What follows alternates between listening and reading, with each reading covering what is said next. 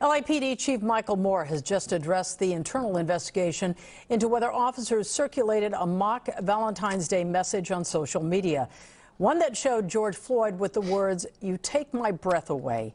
NBC4's I-Team has been following developments since a misconduct complaint was filed. Our investigative reporter, Leonard, joins us live now with what the chief had to say about all of this. Eric.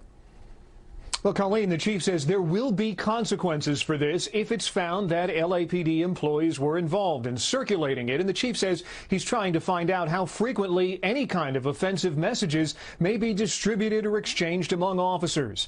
And the chief says detectives are moving quickly to identify anyone who passed around this particular image that he described as disgusting.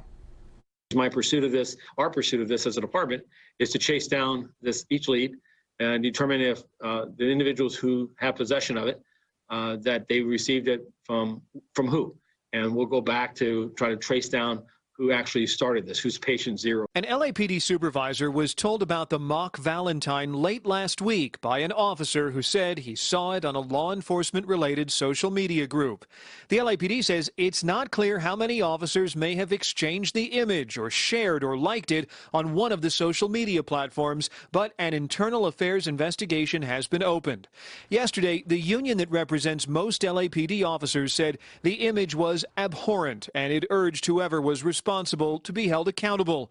Similar statements followed from LA County's DA, George Gascon, LA Mayor Eric Garcetti, and today from a group of LAPD employee associations. They said in an open letter to city residents that they expressed support for the LAPD officer, who they say displayed courage and leadership in reporting misconduct. Silence on this issue is unacceptable and is contrary to the ethical standards and duties we swore to uphold.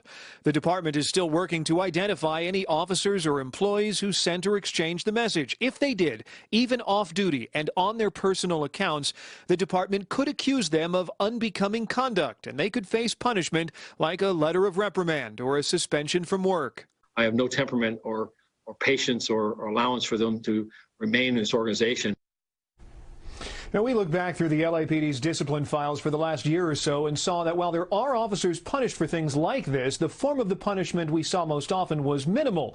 But as you just heard the chief say, he considers this far more serious and says if officers were involved, they could even face termination. Internal affairs detectives have interviewed at least 2 LAPD officers so far. They say the investigation is far from over, but it is moving quickly. Reporting live, I'm investigative reporter Eric Leonard, NBC4 News. Back to you.